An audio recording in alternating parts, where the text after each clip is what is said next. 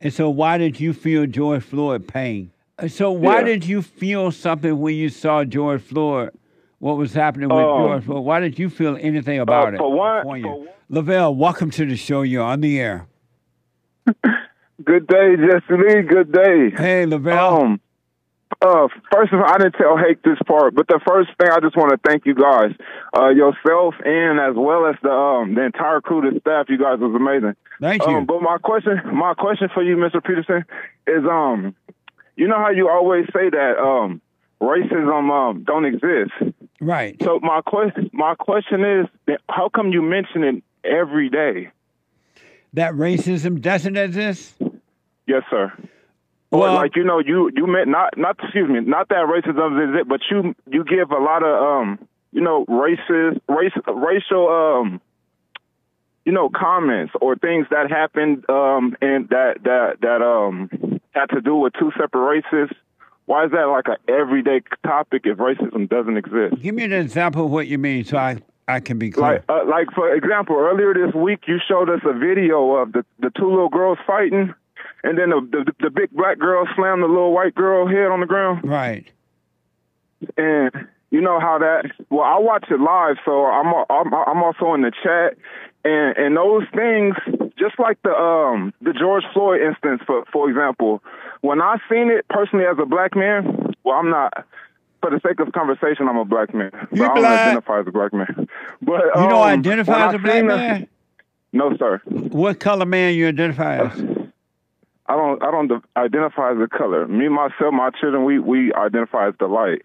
Okay. You know. Go ahead. But, anyway, when I watched the George Floyd video, instantly it struck emotion. Like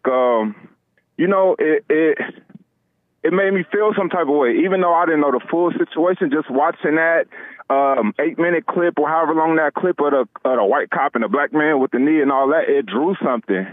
And I think that was the media intent, to draw that reaction from, so ignorant people could go out and probably hurt cops or hurt white people or break stuff, loot, steal, things of that nature. And I'm just concerned, like, are you feeding into the propaganda when you're showing these videos? And these is rare instances. Right. And I don't even think that was a good example, because that was mutual combat. Both of those individuals met up in that location to fight. She had her counterparts there. The black girl had her people there. That was mutual combat. So I think that was even a terrible example. But I'm concerned, Mr. Peterson, do you feel like you like feeding into the propaganda of racism?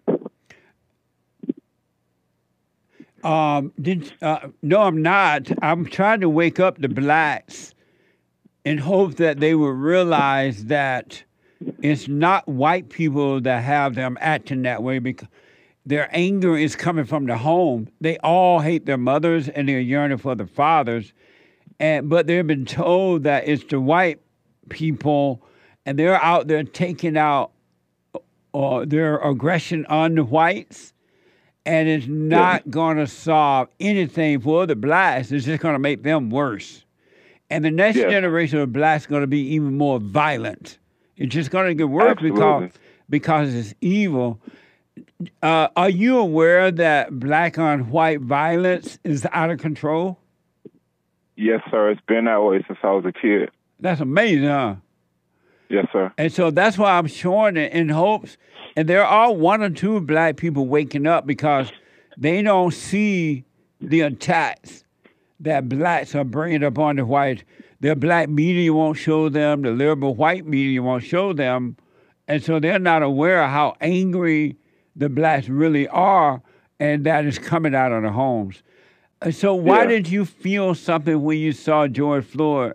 What was happening with George Floyd? Why did you feel anything about it? For one, off the rip, I was ignorant of the situation. I didn't know that 8 minutes that I seen, or however long that clip was, I didn't know that was a piece of a whole hour and something confrontation. Just ignorance, Mr. Peterson.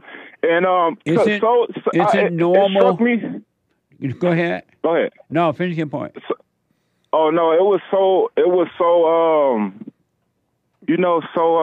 striking. I showed the video to my son, and hey, these are things I had a whole ordeal about it, which I had to then go back and then explain it clearly, but yeah, it was just pure ignorance on my part. Nice. Which drew that reaction. Is it normal to feel other people's pain?